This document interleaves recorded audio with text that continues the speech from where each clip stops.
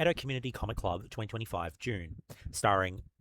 July, starring John Kent and Superman Son of Kal-El, 2021 issues 7 to 10, the 2021 annual, and Nightwing issue 89.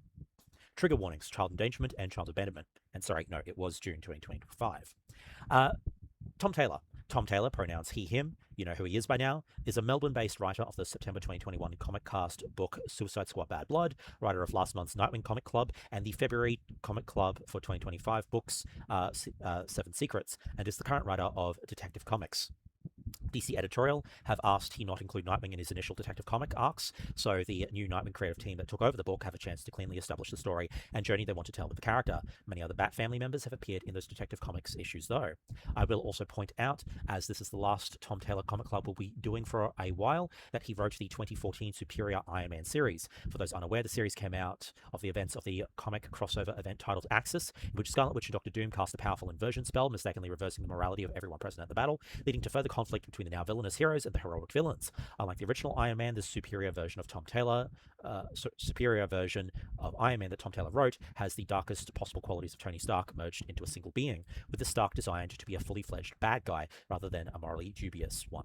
Why I bring this up as a specific example, who knows, cough cough, but I'm sure that's the savvy will figure it out as to why I might be mentioning it. Other upcoming work Tom Taylor has in the works is a series with Lucas Meyer, whom Taylor worked with on the last arc of his Titans run, a sequel to Neverlanders with John Somariva on art. Taylor is collaborating with Danielle DeNiccolo, the co-creator of Nightwing, on DC's Court, Children of the Round Table. Taylor's DC exclusivity contract got re-upped earlier this year, though with independent stuff being published, there seems to be a no Marvel contract more than anything else. Tom Taylor is currently working on a DC Vertigo title called Necretaceous, set to be releasing in 2026. Cian Tormey, pronouns he, him, the main artist of this trade paperback, is an Irish illustrator working exclusively for DC Comics. He currently lives in Valencia, Spain, and has been the artist for Action Comics, Nightwing, Batgirl, the Glad Media Award-nominated Superman Son of Kal-El, Marvel's Darkhold, the 6-issue miniseries Alan Scott the Green Lantern, and recently concluded working on DC's Renee Montoya 6-issue miniseries titled The Question, All Along the Watchtower. Cian Tormey has previously worked with Tom Taylor on DC's Injustice Year Zero and the 2021 Nightwing Annual. The plan had originally been for Cian to do support work for Bruno Redondo on the main Nightwing book, but then Tom asked him to instead come onto this Superman series. Cian found it an artistic challenge to shift out of the darker style of Gotham and come into the sunlit world of Metropolis. In 2022, Cian signed a contract with DC Comics to be an exclusive artist for them, although it was unspecified as to the duration of that contract. When asked around the time of these issues being published in an AIPT interview if Cian used traditional digital art, Cian responded, "I have been digital just purely because of the sheer amount of work that needed to be done, certainly in the last 8 months. Before that, everything I did was traditional. I would love to go back to it, but at the same time, I would absolutely see the benefits in digital work, and it hasn't been a terribly difficult transition. A large workload facilitated a shift to digital. I kind of want to be a purist and say, no, I only work on paper, but it has just been easier, faster, quite fun to be able to render textures. My background is in traditional art, each has its pros and cons. Cian really enjoys getting characters to emote, wanting to try and capture what's happening on their faces, what they're going through. People are immediately drawn to looking at hands and faces, and if you can nail the drawing the face, it can help bring the reader's eye around the page. So there's quite a lot of storytelling that can happen just on the faces. How did Cian get started in the industry? Cian had gone to various portfolio reviews at different conventions over the years and did test pages for Marvel and DC, but nothing came of it. He had a successful advertising career going and initially didn't want to leave it, but felt he had to make one last attempt before giving up entirely. So over 4 years in his job as an art director for that advertising job he had, Cian spent the evenings and weekends writing and drawing some of his own stories, and over those years managed to get the attention of the editors in Marvel and DC, one way or another, and eventually the work started coming in. Cian had found a studio of comic artists called the Raid Studio in Toronto, Canada. Having spent about 10 years working in art departments of ad agencies, the idea of a department of comic artists sounded amazing, so Cian contacted them to see if he could come and spend time working there. He asked his then creative director if they would let him go for a couple of months. They agreed, and so off Cian went. While he was there, the Toronto Fan Expo was on, and the writer Carl Higgins, known for writing 2011's Nightwing and Image's current Radiant Black series, asked Cian to call down and talk to Higgins. Higgins told Cian that Higgins was writing a 10-page story for DC and asked if Cian would pitch for it, and they accepted Cian as the artist on the story, becoming Cian's foot in the door, and the rest came from there. Cian's advice for those wanting to go into the world of drawing or writing for the likes of DC is make your own stories, write and draw your own comics, find your voice and your style by figuring out what doesn't work for you, and you'll become a stronger storyteller with each finished product. And don't let the perfect be the enemy of the good. Get your project finished and move on to the next one. It's the greatest way to grow as an artist. Raul Fernandez, him, was the inker for issues 8 through 10. He's worked for Marvel and DC as an inker on books including Detective Comics, the 2009 Gotham City Sirens series, the 2018 Justice League Dark series, Convergence Harley Quinn, the 2003 Mystique series, Spider-Man Breakout, X-Men Die by the Sword, and the 2012 Gambit series, occasionally also contributing penciling duties. Fernandez was also the main inker on Boom Studios' Profane miniseries. Jonathan Kent, a Dan Jurgens creation, is the half-Kryptonian, half-human son of Clark Kent, Superman, and Lois Lane, named in honor of his grandfathers, both of them Kryptonian scientist Jonathan Kent and human military general Samuel Lane. In 2016, John was introduced as the latest Superboy, the 10-year-old quickly paired with 13-year-old Damian Wayne, aka the fifth Robin, and the Super Sons comic books, all written by Peter J. Tomasi. The two eventually develop an actual friendship. In the Brian Michael Bendis 2018 Superman series, when John's grandfather Jor-El visited the Kent family, he offered to take John on a trip to better educate him about the known universe. Lois and Clark initially refused, but John convinces his parents this would be an opportunity to understand himself better. John and Jor-El traveled through space for some time until their ships suddenly fell into a black hole. John found himself on Earth 3, where he was quickly taken prisoner by DC's Ultraman, an evil equivalent of Superman from a parallel Earth. He is a member of the Crime Syndicate, an evil version of the Justice League that terrorizes its Earth. After being imprisoned and depowered inside a volcano for years, and after having to fight off evil, superpowered versions of both his parents, John was eventually rescued by Jor-El and sent back to Earth, finding that while 7 years had passed for him, only a few weeks have passed on Earth since he left. In 2019, John Kent joined the Legion of Superheroes in the 31st century in the comic book series Legion of Superheroes by writer Brian Michael Bendis and artist Ryan Sook. It's a tradition for members of the super family to end up in the 31st century, including Kal-El Superboy. For those who listened to the June 2024 Comic Club, it's during this period that John meets Nia Nal, aka Dreamer. As of 2025, Nia and John's journeys have continued to intersect across the Absolute Power event and its fallout in Nicole Mains's Secret Six miniseries. Previously on Superman, Son of Kal-El, John Kent Volume 1, The Truth, covered in a Comic Club last year.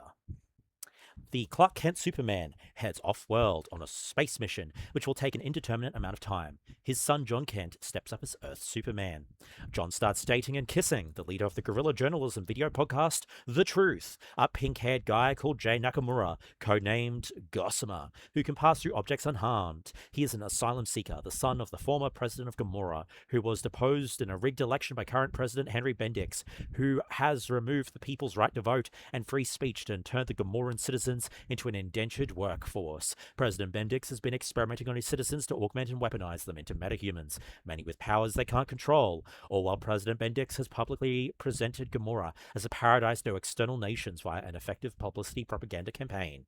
John, wanting to find the line between standing for the truth, justice, and a better world without overstepping and making people nervous, opts to sometimes do things differently from his father. John teams up with the Truth to protest Gamoran refugees, some of them experimented upon metahumans, being deported back, John even being temporarily arrested. This shines a negative light on Gamora that could be a PR disaster, so President Bendix tries destroying John with a mix of traps and bombing the Kent residents, neither of which works. Taking down the Gamoran ambassador who orchestrated the deportations and the Kent house bombing on behalf of President Bendix, assisted by John Kent and Lois Lane, Jay finds out his mother, former President Sarah Nakamura, is alive. President Bendix learns his cargo was apprehended and the ambassador lost thanks to the John Kent Superman. Bendix finds it frustrating but thinks it won't matter much longer as the Rising is about to begin, while surrounded by powered superhumans in suspended animation, waiting to be awoken. Superman, Son of Kal-El, the 2021 annual Homecoming. While written by Tom Taylor, Steve Pugh and Clayton Henry filled in on penciler and inker duty, with Romulo Gerardo Jr. and Steve Buccellato on colors. This story takes place between the events of Superman Son of Kal-El issues 6 and 7. We get a flashback where the Clark Kent Superman, with assistance from Batman and Martian Manhunter impersonating Metallo, puts Lex Luthor in prison and tells Lex he isn't playing Lex's game. Lex is angered by Superman turning his back on Lex.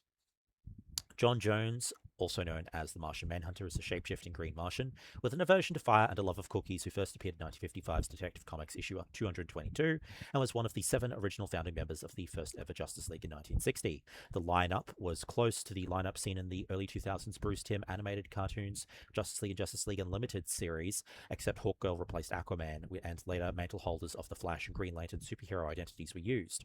Martian Manhunter was voiced in the series by the iconic Carl Lumley, also known for his roles in Alias, Isaiah Bradley, the forgotten super soldier in the MCU, and appearing in live action as Martian Manhunter's Martian father in the Arrowverse's Supergirl series. In the present day, Batman visits Lois and John, and we learn Batman now knocks after having caught Lois and Clark getting it on in the boudoir, and that Alfred, who died back in the 2019 Batman event City of Bane, had arranged monthly Earl Grey tea deliveries in perpetuity to the homes of all Bruce's friends, so his favourite beverage of choice would always be on hand. John rescues a Preggers polar bear displaced by global warming and relocates them next to the Fortress of Solitude, as they are then seen in Son of Kal-El issue 7 in an establishing shot, and continuing the faux rivalry between Tom Taylor and Gail Simone that we discussed during the Titans Comic Club, I believe. The polar bear is named Gail, as Tom names all bears in his comics after her as part of an inside joke between the two. John talks to a holographic version of his dad at the fortress that is reassuring but not very helpful. Lex sends nanite drone packages to a bunch of smaller villains, including Blockbuster, who you saw in last month's Comic Club, with nanites attaching to their brains through nasal and ear cavities. The drones are programmed to stop blood supply and O2 flow, mimicking a massive stroke unless they each send Lex $1.7 billion. Lex uses the money to stick his name onto the tallest building in the city, intentionally casting a shadow over the most iconic building in the city, which also represents truth and justice, the Daily Planet. He also gets himself acquitted of all prior convictions using the Gorilla Grodd mind control defense. Gorilla Grodd, for those unaware, is an evil superintelligent gorilla who gained mental powers after being exposed to a strange meteorite's radiation, who's been around since 1959 and was a member of the Legion of Doom, a villainous counter-team to the Justice League, whose base of operations was a giant floating Darth Vader headed in a swamp. Lex and John absolutely don't team up when some of Luthor's robots go rogue. Then, after a 10-minute break, they play a game of chess on the top of the building. In that time, John cleans up the streets from the robot attack and teaches himself how to play chess and reviews every game of Lex's that he could find online. In the end, checkmating Lex agreeing to take his sign down, the scene ending with a cute, "Luthor, you should take the L," referring to both the loss and the letter L of LexCorp, which that got blasted off earlier in the issue. The 2021 annual's thoughts. Jade particularly enjoyed Batman's house visit and Lois/John's initial reaction to Lex's building blowing up. John, that wasn't me. But John's hair is different to what we see in other issues, and picking up the polar bear was weird. Superman, Son of Kal-El, Issue 7, The Rising, Part 1. Earlier that day, Jay suggests to John wearing a mask and joining the truth to hold people in power accountable for their actions. When drawing these issues, Cian was working with Raul Fernandez, who's a really good friend of Cian's. They had quite a few late-night conversations on WhatsApp discussing what is John's hair here as opposed to here. Cian wanted to ensure John's hair was almost a character in and of itself, having a lot of fun drawing John's hair because there are moments for him where he needs John to look slick, so inks their hair a little bit slicker. There are moments where John's in control, where you just make it look a little bit more like Happy Days as the Fonz, like he's just got his hair done. Cian Tormey, in a CBR interview, said, "Then there are moments where I wanted him to look a little bit more like that singer Shawn Mendes. I think about him quite a lot. I don't want to put that in anyone's head, but there are some moments where I'm like, that guy can look cute, and then there are times he looks like a boss. That's where I put John sometimes. I'm not basing John on Shawn Mendes or anything like that, but his hair is pretty awesome." President Bendix sees on satellite a Leviathan monster moving towards Metropolis and coordinates with Lex Luthor to use LexCorp teleporters to have Gamoran forces deal with the problem. John sees the Leviathan and moves to intercept, running into Aquaman.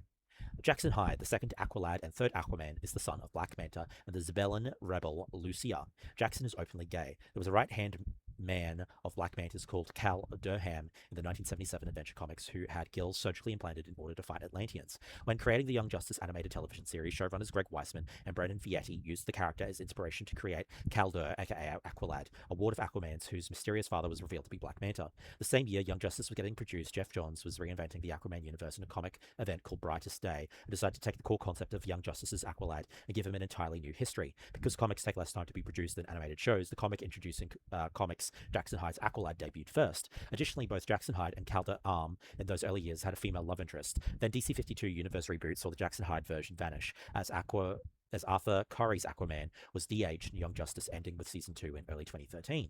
Aqualad didn't reappear until after the DC Rebirth event reintroduced Jackson Hyde, who was depicted for the first time as a closeted gay young man living under his mother's roof. The Young Justice animated series was uncancelled, returning in 2019 with a 2-year time skip from the previous season. While Jackson was afforded the luxury of a reboot, Calder's own story was required to press onward, and so this version of Aqualad was given a new boyfriend, a young Atlantean named Wind, now presenting Calder as bisexual.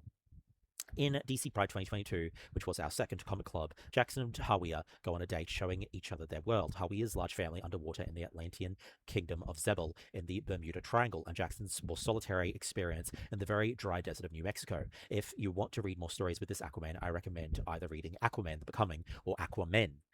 Anyway, back to this issue. John learns that Jackson, aka Aquaman, can't communicate with fish. John discovers the Leviathan, previously dormant on the ocean floor, woke up as a real world consequence of climate change, ocean deserts, caused by rising ocean temperatures. As the surface layer of the ocean warms, O2 solubility is reduced, phytoplankton numbers drop, and ocean acidification increases, among other effects. The low O2 was causing the Leviathan to suffocate. Aquaman changes the current, and Superman freezes the ocean between the Leviathan and Metropolis to peacefully divert the monster. But Bendix's Gamoran corpse arrive. A group of post-humans adamant on using lethal force on the Leviathan to save Metropolis. The Leviathan lashes out, killing a 19-year-old member of the Gamora Corps held in place remotely by Bendix. In this issue, Taylor expands Jay's corner of the universe in this issue, adding new compatriots and setting up Bendix as a kind of mirror villain to Lex. If you like big kaiju battles, you'll dig the back half of this issue. Cian Tormey is a master at drawing monsters and yet infuses this one with a bit of heart. Cian's designs for the Gamora Corps were combining the aesthetics of superheroes with skin-tight suits, which are designs typically kept quite slick, with the aesthetic of militaristic soldiers for hire by the government. So Cian looked at marine dress jackets, giving the Gamora Corps strong shoulder pads and slick bits at the sides. There were a few different designs floated, but Cian was happy they settled on the design for the Gamora Corps uniform you see in this comic, because the simplistic design allows the costume to be versatile for characters in different shapes and sizes while maintaining a cohesion between them. Issue 7's thoughts. Jade sees Spark's bug on windshield impression really got across the scale of the Leviathan.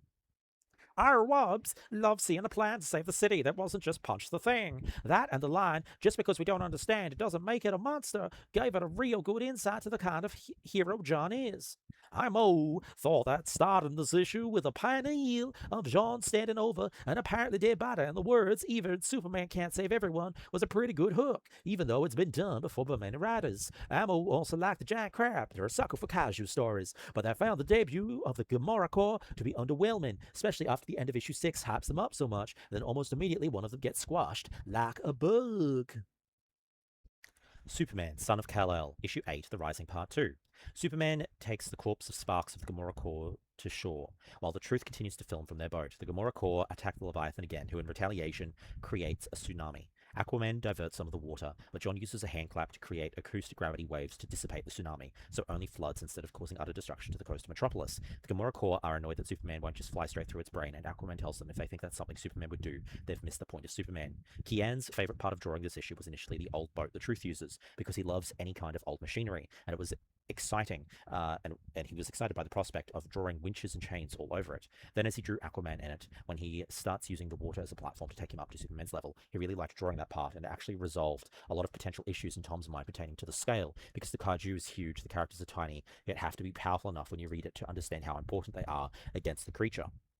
And the challenge of Aquaman's water platforms become Cian's favourite part of the issue, because rendering water is hard, but it could be used to block foregrounds, while still making the art feel like it had depth, weight, and speed. Superman and Aquaman managed to save and divert the Leviathan, but the Gamorans use it to smear Superman and the superhero community, saying if Superman had protected humanity more than the monster, there would have been less death and dollars of damage. President Bendix pitches to potential investors, representatives of nations, and corporations to invest in the Rising program, with superpowered humans that can be fully controlled from powers to speech, like fleshy drones, to replace the current superhero community.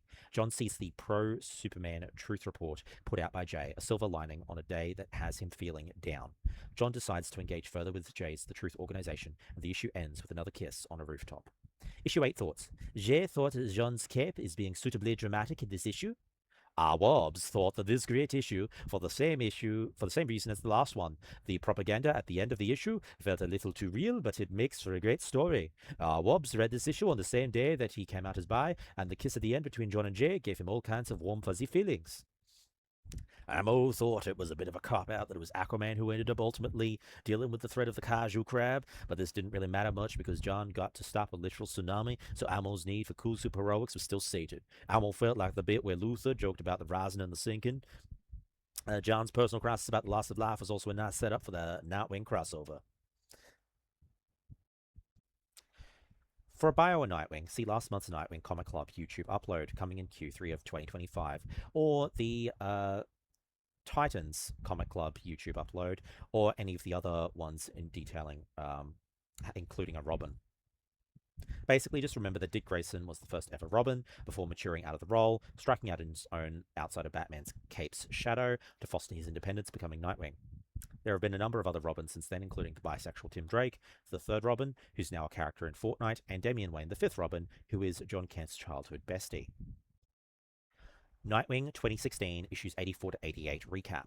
Nightwing gets sucked into Fear State, and it's all about Barbara's Oracle system being infiltrated by the Seer, which we discussed the events of in the Batgirls Comic Club we did. And I believe Laughing Seal will touch on Fear State briefly for the Poison Ivy Comic Club later this year. We got an issue with Red Hood, the former second Robin, and Nightwing brotherly bonding, and locating Clayface, who is impersonating Red Hood, attacking cops on behalf of a gangster responsible for Red Hood's mum's overdosing. You also get an Xmas special where Nightwing foils Xmas shopping stealers equipped with fear gas that make him face the hallucinogenic Batgirls of past, present, and future, who convince him to spend Xmas with the Bat family and not avoid them just because he misses Alfred. Dick Grayson starts the Alfred Pennyworth Foundation to lift every single person in Bloodhaven up.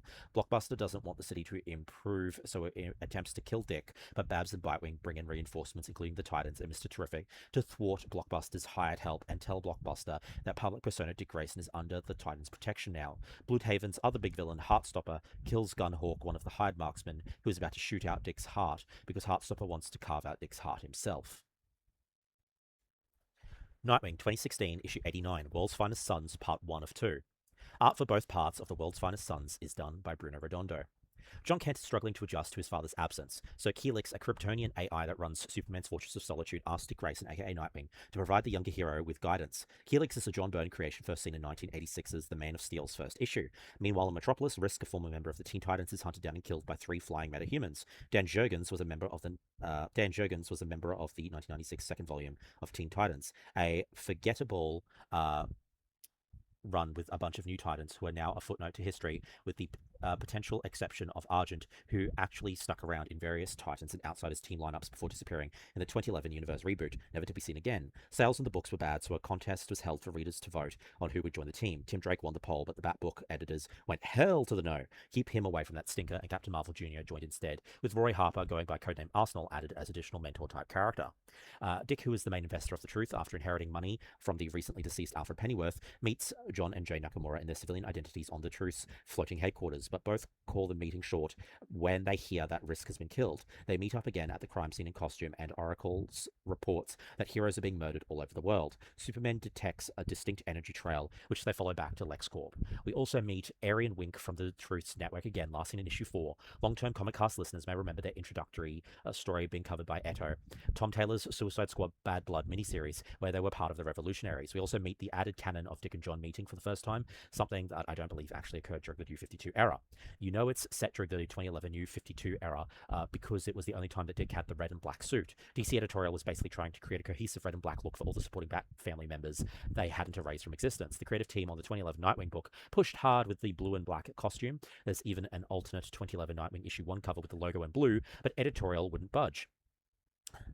So, World's Finest Sons, Part 2 of 2, Superman, Son of Kal-El, issue 9, with Bruno Redondo returning to do the artwork again.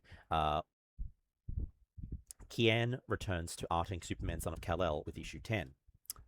Nightwing tracks the people who killed Risk to a building owned by Lex Luthor.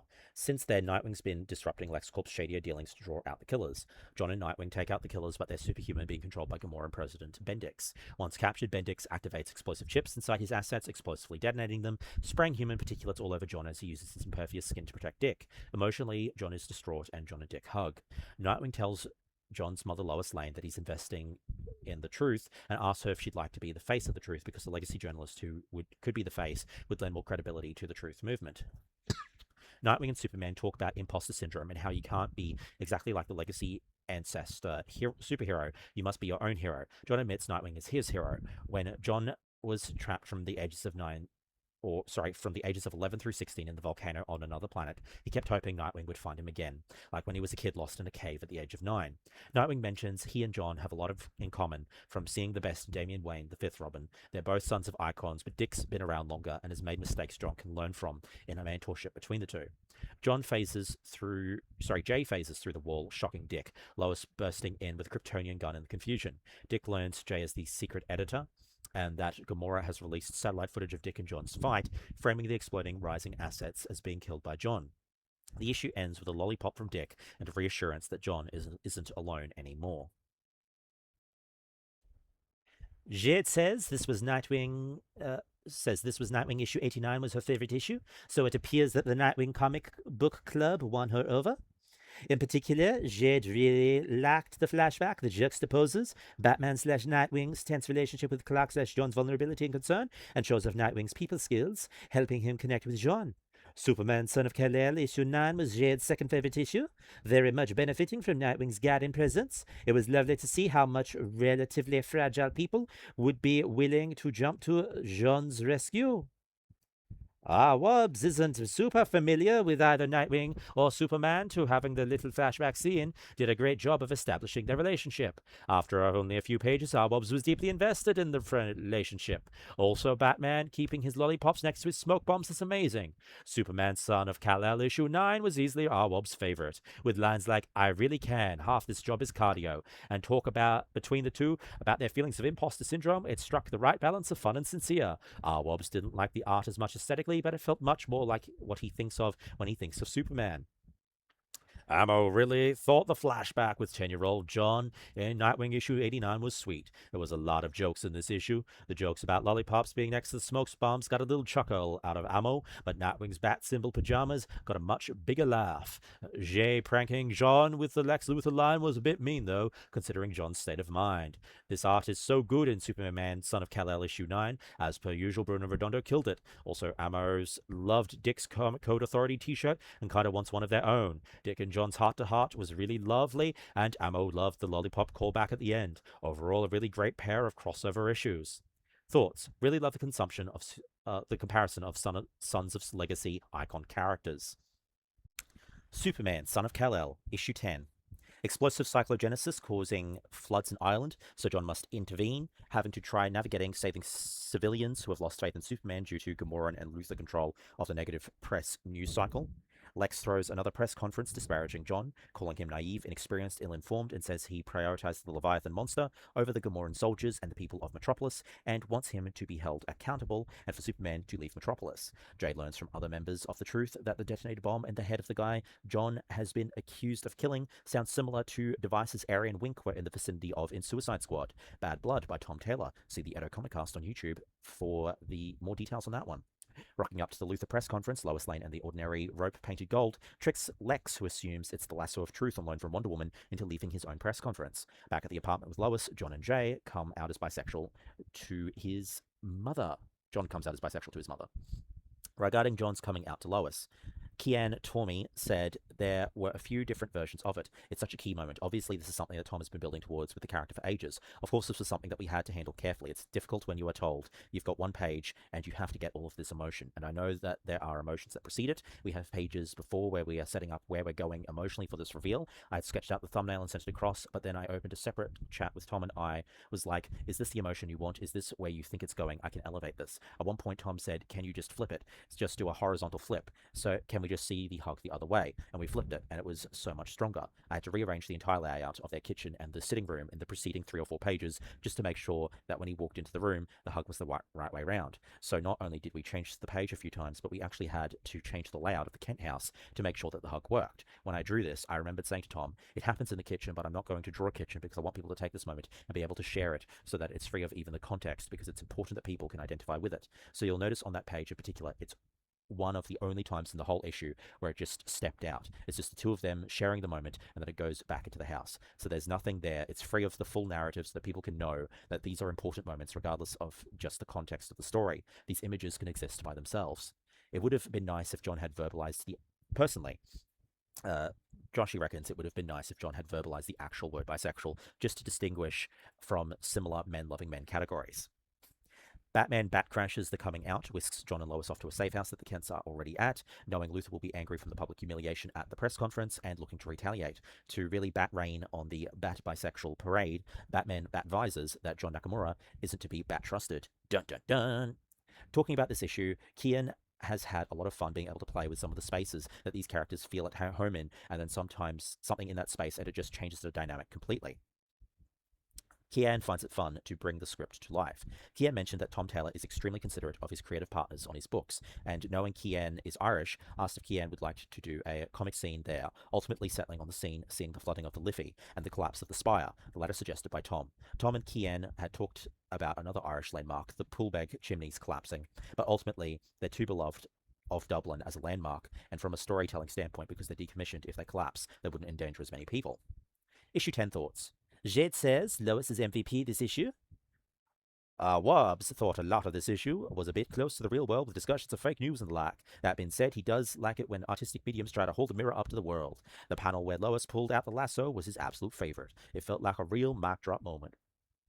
I'm all flagged that Lois got to have a moment in the sun this issue between her confrontation with Lex Luthor and her heartwarming scene talking to her son about his relationship with Jay. Jean's superheroics really paled in comparison. All he gets to do is pick up a big metal spire. That's it. Batman's final lines in the issue are also a fantastic hook, and Ammo is desperate to read what happens next. General discussion. Joshy rates this book 5 out of 5 emotionally scarred bat people walking in on fornicating superheroes. Jade thoughts? Jade's favorite cover / variant? Jade is fond of the Son of Kal-El issue 8 cover by Dan Mora, which was also used as the cover for the trade paperback. The opening of the shirt to reveal the classic Superman symbol, mixed with the classic teen jeans and sneakers and the threat reflected in the skyscraper. Just awesome. Jade's overall thoughts? Jade has enjoyed Volume 1 of Superman, Son of Kal-El, a previous Eto Comic Club book pick, enough that she had already purchased Volume 2 before it was picked for this year's Comic Book Club. Jade liked that this volume was more than the first one. Although the action was fun, this series really is at its best when we have those little character moments. Wobb's thoughts? Cover. Wobb's favorite cover is the cover for Nightwing 89 by Bruno Redondo. He imagines that Nightwing is just going about his business in the city, and Superman flies up next to him saying, "What you doing?" Overall, Wobbs loved this read. As a longtime Marvel fanboy, he hasn't read a lot of DC comics, but Superman and Nightwing are quickly becoming 2 of his faves. Thanks for getting me out of my Marvel Bubble Comic Club zone. Wobbs' favorite panel is the Lois with golden rope reveal in issue 10. It was an amazing mic drop moment, and laying it out so it's the first thing you see when you turn the page was masterful. An honorable mention goes to the other panels from issue 9. The almost synthwave coloring of the sky contrasting Nightwing's silhouette is stunning. Combined with the screen tone effects surrounding Nightwing gives it a mix of retro and modern vibes that Wobbs loves. My favorite guest star has to be Nightwing. Nightwing and Superman have amazing chemistry, and I'd love to see more of them together. Amaglita's thoughts. Having read Volume 1 and 2 back to back, Ammo can see that this John Kent run is a really high-quality book. It's got literally everything a modern comics fan could want. Action, romance, humor, emotional catharsis, colorful team-ups, occasional shocks of violence and death, plot twists, relevant political themes, and some gorgeous artwork. It's very clever that since Superman is pretty much unstoppable, Tom Taylor puts John up against more nebulous enemies he can't punch. Climate change, the rise of populist demagogues, media misinformation, etc. Taylor also has a strong sense of what Superman is supposed to stand for.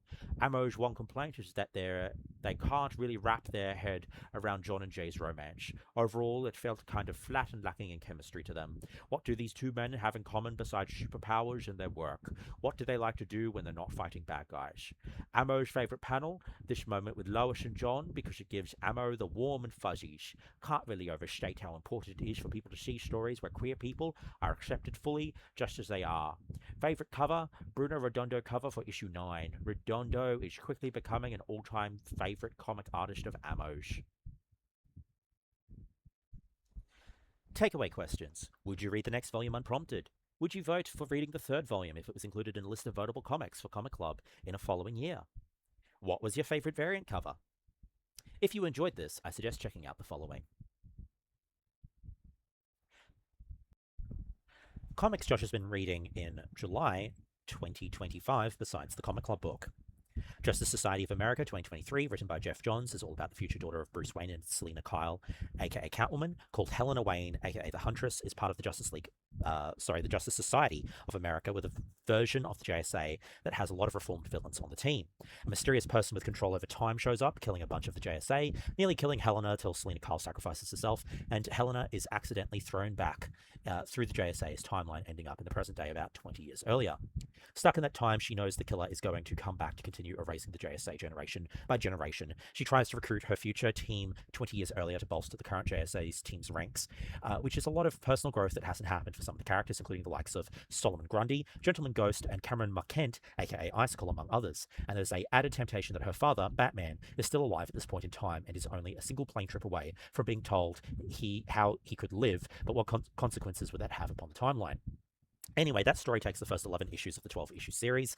Then the final issue is a complete standalone celebrating the 25th anniversary of the creation of Stargirl and is dedicated by Jeff Johns to his late sister Courtney Elizabeth Johns, who inspired Courtney Whitmore's Stargirl character, and the whole issue is a love letter to Stargirl and the JSA. It also has Mikkel Janin as penciler and inker, who now works on Detective Comics with Tom Taylor. I also read JSA 2024 by Jeff Lemire, which has a different lineup, including Jade, Obsidian, and Jesse Quick, and it's all about a team split on priorities and tactics in the aftermath of Absolute Power, a giant Amanda Waller-centric event that wreaked havoc on the superhero community, all while a JSA quest to locate missing team members grows cold. I will admit this series is quite different from the other one, both in terms of lineup and story, so I am feeling whiplash, like I don't know if they're both set in the same DC Earth continuity, and part of that issue was because Jeff Johns for this series kept running into scheduling-related delays, so there was overlap in John's final issues being published with the time that Jeff Lemire's first issues were being published. Then I was also reading Vicious Circle, written by Mattson Tomlin, a Boom 3-issue series about a trained assassin from the future who seeks revenge on the only other man with his affliction. Each life they take forces them both to travel between vastly different past and future eras, spanning from 22nd century Tokyo to 1950s New Orleans to the Cretaceous era and beyond. The two immortal rivals are locked in a battle of wills that spans millions of years, all to alter the course of history. The real reason to read it, though, is the jaw-dropping art by Lee Bermejo, who has a hyper-realism and a uber-detailed approach to his art, but the style also shifts with each time period the book covers. I've also been reading the 2023 Green Arrow series. So basically, I began reading a new arc in the Green Arrow title. The early arcs were Green Arrow and his Arrow family split across time and him fighting to reunite them. Then the events of Absolute Power happened, and they basically don't want anything to do with Green Arrow. So this is a new chapter for Oliver Queen, unemployed and in a new apartment flying solo, all while Star City faces an ecological disaster caused by a mysterious figure known as the Freshwater Killer. Green Arrow, also known as Oliver Queen, becomes entangled with the killer, who seems to have connections to Oliver's past. I always love when environmentalism gets incorporated into superhero comics, and Oliver has always been a far more left-leaning billionaire than Bruce Wayne, but I do miss the clutter of his larger Arrow family, especially Connor Hawke, whom we have only gotten breadcrumbs of since he came out as asexual in DC Pride 2022 and 2023.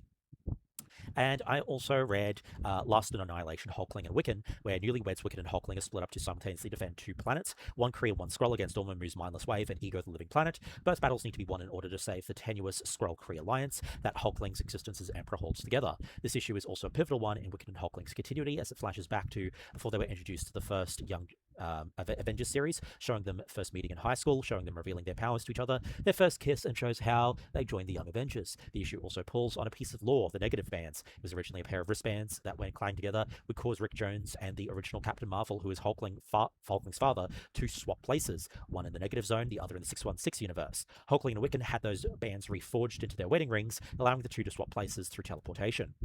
Batman/Superman World's Finest, part of the mid-2000s run, is an arc called Sorcerer Kings. I read something that had Stanley and his monster in it, a character that had been around since the 1960s, about a boy called Stanley that finds a demon monster in the sewer, takes it home, calls it the Beast with No Name, and then gets its shenanigans together. I was curious to see what the latest exploits of the character were, so checked out the arc, but sadly he had a pretty minor non-speaking role. Sometimes you just get into those comic book rabbit holes, though. Next time, iZombie by Michael and Laura Allred. I will just reassure the skeptical who hate zombie/horror things that this is not traditional zombie fare. This is a very out-of-the-box take on representing the supernatural. Good night and farewell.